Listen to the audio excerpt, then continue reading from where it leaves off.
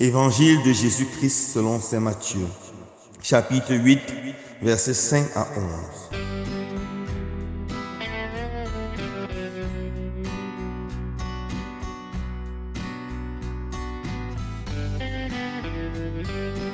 En ce temps-là, comme Jésus était entré à Capharnaüm, un centurion s'approcha de lui et le supplia. « Seigneur, mon serviteur est couché à la maison, paralysé, et il souffre terriblement. » Jésus lui dit, « Je vais aller moi-même le guérir. » Le centurion reprit, « Seigneur, je ne suis pas digne que tu entres sous mon toit, mais dis seulement une parole et mon serviteur sera guéri.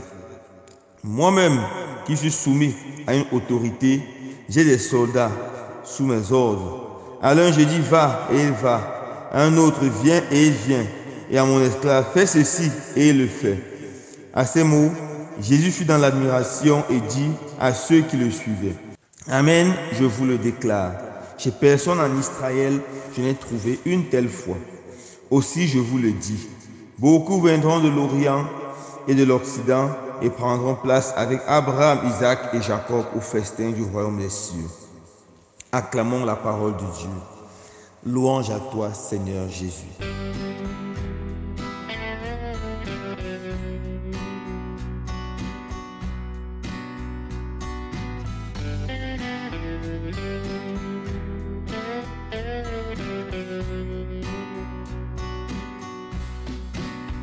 Frères et sœurs bien-aimés, depuis hier, nous sommes entrés dans le temps de l'Avent. Et pendant tout ce temps, l'Église nous invite à nous préparer à accueillir le Seigneur. Et pour accueillir le Seigneur, l'Église va nous donner des modèles. Aujourd'hui, nous avons un modèle, le modèle du centurion. Le centurion romain était quelqu'un de très important dans l'armée romaine. Il était comme un officier qui avait des ordres, qui avait des hommes sous ses ordres. Ce centurion était particulier.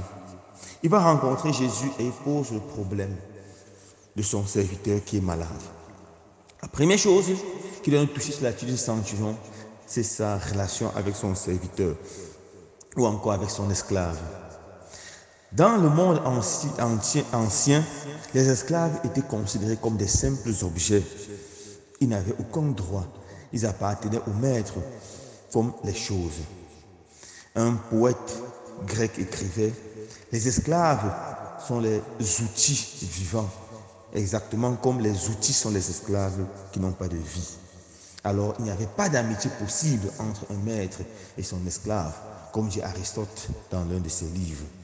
Mais on voit ici là un maître qui aime vraiment son esclave, qui respecte vraiment son esclave et qui est troublé quand l'esclave est malade, qui fait tout pour que l'esclave retrouve la santé. Ça, c'est la première qualité de ce centurion qui doit nous interpeller. Est-ce que nous avons la force d'aimer ceux qui sont sous nous, ceux qui travaillent sous nos ordres? Est-ce que nous sommes malades, touchés lorsqu'ils se sentent mal? Est-ce que nous sommes gênés lorsqu'ils travaillent des situations difficiles? Ou est-ce que nous sommes seulement là pour les exploiter et rien d'autre? Un capitalisme pur et dur, sans aucun cœur. La première question que nous devons nous poser à la lecture de cette rencontre entre Jésus et le centurion. Apprendre à avoir de la considération pour nos inférieurs. Deuxièmement, on voit la grande humilité du centurion. Le centurion est humble. Lorsque Jésus propose de venir chez lui, il dit non Seigneur, ne te dérange pas, ne te dérange pas. Dis simplement une parole et ma fille sera guérie et mon serviteur sera guéri. Je n'ai pas besoin que tu entres chez moi. Le centurion dans l'armée romaine était une grande personnalité, mais devant Jésus, il s'est reconnu comme rien, absolument rien. Il connaissait certainement la loi des Juifs qui ne permettait pas à un Juif pieux d'entrer chez un païen, car il devait être impur. Alors il reconnaît son humilité, il reconnaît sa faiblesse, il reconnaît sa fragilité devant Dieu. Voilà une grande qualité que nous devons développer pendant ce temps de l'Avent, l'humilité. La fête de Noël, c'est la fête de l'unité par excellence. Dieu prend la forme des enfants. Dieu prend la forme d'un tout petit enfant. Dieu qui a tout créé, Dieu qui est au-dessus de tout, qui est le roi des rois, le Seigneur des seigneurs, vient dans le monde et est couché dans une crèche comme un enfant faible, innocent, qui a besoin de l'aide et du support de Marie, sa mère, de Joseph, son père adoptif. Voilà l'exemple de l'humilité. Oui, frères et sœurs bien-aimés, l'humilité est un don extraordinaire.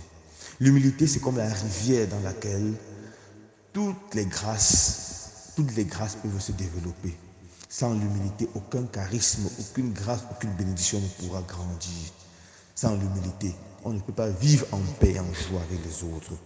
Nous devons, comme ce centurion, rester humbles. Et nous rappeler ce que la Vierge Marie dit dans le Magnificat. Le Seigneur élève les humbles et renvoie les riches et les puissants les mains vides. Alors la dernière qualité du centurion qui nous touche le plus, nous interpelle le plus, c'est sa foi. Un homme de foi. L'auteur aux Hébreux définit la foi comme croire à ce que nous n'avons pas vu. Et Saint Augustin continue en disant, et le fruit de la foi, c'est de voir de voir la chose à laquelle nous avons mis notre foi, ou de voir ce pour qui ou pourquoi nous avons cru. Voilà le fruit de la foi. Il n'a pas vu son serviteur, son esclave guéri, mais il dit au Jésus, ne te dérange pas, dis seulement une parole. Il croit en la force, à la puissance de Jésus. Et effectivement, Jésus dit une parole et immédiatement, son serviteur est guéri. La foi de ce centurion est comme la foi de Moïse. Moïse qui sait que le Seigneur est présent à ses côtés et que le Seigneur est présent. Et le bâton représente cette présence du Seigneur. C'est pour ça qu'avec le bâton qui représente la force de Dieu, il avance courageusement. La foi de ce centurion représente les cheveux de Samson. Les cheveux de Samson contiennent la force et la puissance de Dieu. C'est pour ça qu'avec ses cheveux, il sait qu'il est vainqueur de tout. La foi de Samson, la foi de ce centurion est grande, elle est belle. Croire, mes frères et sœurs bien-aimés, ne consiste pas à voir le merveilleux, le spectaculaire. Judas a vécu avec Jésus pendant 3 ans. Il a vu Jésus faire des miracles, il a vu des choses spectaculaires, des guérisons, des délivrances, des multiplications du peuple, mais il n'a pas cru, il n'est pas arrivé à la foi. Croire, c'est s'abandonner totalement et entièrement dans les mains de Dieu. C'est ce que ce centurion a fait. Nous devons, à l'exemple de ce centurion, apprendre à croire effectivement à la force, à la puissance de Dieu. Croire que Dieu est capable d'intervenir dans nos vies, dans notre monde, dans notre histoire. Voilà la chose la plus importante qui doit nous motiver ou nous stimuler pendant ce temps de l'Avent. Que le Seigneur donne la grâce, frères et sœurs bien-aimés, de vivre ce temps de l'Avent de façon fructueuse. Que nous développons ces 3 qualités du centurion. Que nous apprenions à respecter ceux qui sont sous nos ordres. Que nous apprenions à développer une grande humilité. Et finalement, que le Seigneur donne la grâce d'une grande foi. Loué soit Jésus-Christ.